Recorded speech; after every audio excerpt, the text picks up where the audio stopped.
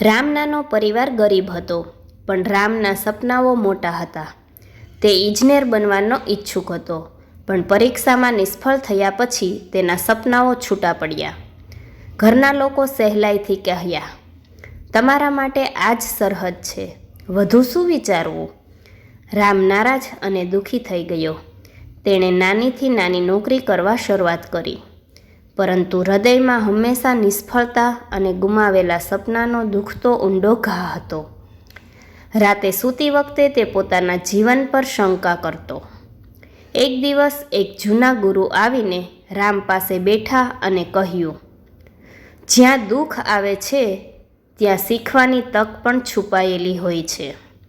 નિષ્ફળતા એ અંત નથી, એ માત્ર માર્ગદર્શક છે. આ શબ્દો રામના દિલમાં ઊંડો ઘૂંઘાટ કર્યો. તેણે નક્કી કર્યું કે ભલે દિવસોમાં દુઃખ હોય, નિષ્ફળતા મળે, પરંતુ હિંમત અને મહેનત છોડવી નહીં. દ્રઢ ઈચ્છાશક્તિ સાથે તેણે પોતાની નોકરી અને જ્ઞાન બંનેમાં સુધારો કર્યો. ધીરે ધીરે તે પોતાની મહેનતથી પોતાના સપનાને પૂર્ણ કરવા માંડ્યો.